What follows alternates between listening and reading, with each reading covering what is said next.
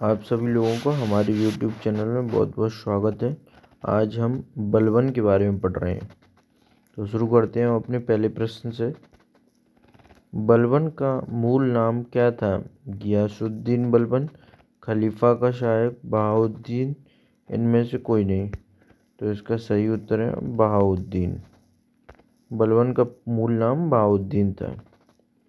बलबन एक उत्तम अभिनेता था और अपने दर्शकों को आधुनिक फिल्मी सितारों की भांति मंत्रमुग्ध रखता था। यह कथन किस इतिहासकार का है? अमीर खुसरो, हसन निज़ामी, बाबा फरीद, के एम निज़ामी। तो इसका सही उत्तर है के एम निज़ामी। बलबन ने ईरानी दरबार की परंपरा के अनुसार कौन सी पद्धति लागू की? सजदा, पैबोज, ये दोनों, इनमें से कोई नहीं। तो ये दोनों ही बलबन ने लागू की थी ईरानी दरबार की परंपरा। बलबन ने स्वयं को किस वंश का घोषित किया? गुलाम वंश, गजनवी वंश, अफरासियाब वंश, इनमें से कोई नहीं।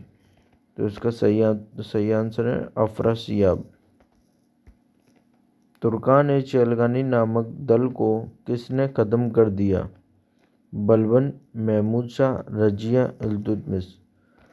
तो इसको तुर्कान-ए-चगताई को बलबन ने ख़त्म किया था और इसकी शुरुआत इल्तुतमिश के समय हुई थी। बलबन ने दिल्ली सल्तनत में कितने समय तक शासन किया? 1210 ईस्वी से 1236 ईस्वी, 1236 ईस्वी से 1240 ईस्वी, 1246 ईस्वी से 1265 ईस्वी, 1266 ईस्वी से 1287 ईस्वी। तो इसका सही उत्तर है 1266 ईस्वी से 1200। दिल्ली सल्तनत में किस शासक को जिले इलाही के नाम से भी जाना जाता था? कुतुबुद्दीन ऐबक, इल्तुतमिश, बलबन, अलाउद्दीन खिलजी। तो इसका सही उत्तर है बलबन।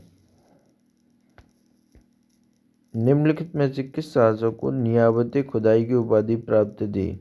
कुतुबुद्दीन ऐबक, इल्तुतमिश, बलबन, अलाउद्दीन खिलजी। तो इस प्रश्न का सही उत्तर है बलबन। इतिहासकार बर्नी ने किस शासक को बुद्धि हत्यारा कहा है? कुतुबुद्दीन ऐबक, इल्तुतमिश, बलबन, अलाउद्दीन खिलजी। तो इस प्रश्न का सही उत्तर है बलबन। निम्नलिखित में से किस शिलालेख में बलबन को खलीफा का सहायक कहा गया है?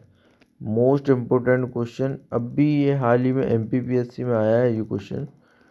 गढ़मुक्तेश्वर शिलालेख, पालम बावली शिलालेख, उपरोक्त दोनों, उपरोक्त में से कोई नहीं। मोस्ट इम्पोर्टेंट क्वेश्चन है, कई बार PSC में आया है, CGPSC में भी पहले आया है ये, अभी हाल ही में MPPSC में आया है ये। उपरोक्त दोनों। निम्नलिखित में से किस शासक ने बलबन को खासतर के पद पर नियुक्त किया था? तो ये खासतर के पद पर बलबन को बैराम शाह ने नियुक्त किया था।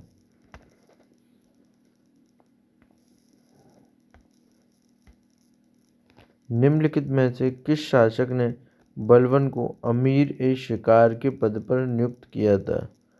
अमीर-ए-शिकार के पद पर नियुक्त किया था। इल्तुतमिश, रजिया, बैराम शाह, मसूद शाह। तो इसका सही उत्तर है मसूद शाह। निम्नलिखित में से किस शासक ने बलबन को अमीर-ए-आखूर के पद पर नियुक्त किया था? इल्तुतमिश, रजिया, बैराम शाह, मसूद शाह। तो इसका सही उत्तर है मसूद शाह।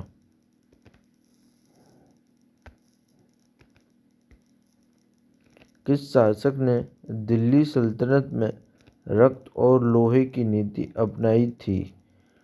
वनडे का सबसे फेवरेट क्वेश्चन है बलबन से। ये प्रश्न हमेशा से वनडे में बनता आ रहा है, आगे भी बनेगा। रक्त और लोहे की नीति किस शासक ने दिल्ली सल्तनत में अपनाई थी? कुतुबुद्दीन ऐबक, इल्तुतमिश, बलबन, अलाउद्दीन खिलजी। तो इसका सही उत्तर है बलबन। बलबन का सबसे फेवरेट क्वेश्चन है ये, कई बार पेपरों में आया है।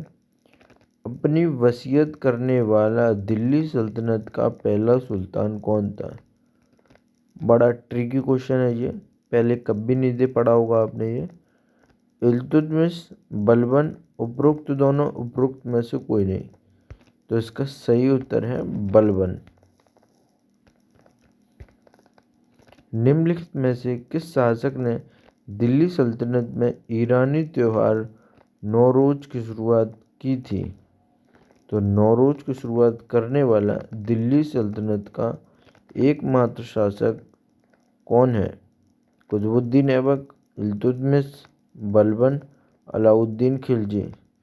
तो आप इस प्रश्न का सभी लोग आंसर सही बता रहे हैं, तो इसका सही उत्तर है बलबन। निम्नलिखित में से किस शासक ने दिल्ली सल्तनत में दीवान-ए-अर्ज विभाग का गठन किया था? दीवान-ए-अर्ज एक सैन्य विभाग होता है, आप लोग कहीं लिख लें, सैन्य विभाग को दीवान-ए-अर्ज कहा जाता है। निम्नलिखित में से किस शासक ने दिल्ली सल्तनत में दीवान-ए-अर्ज विभाग का गठन किया था?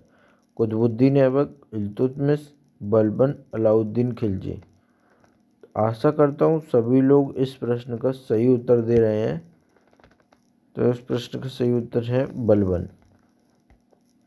बलबन का शासनकाल कब से कब तक रहा?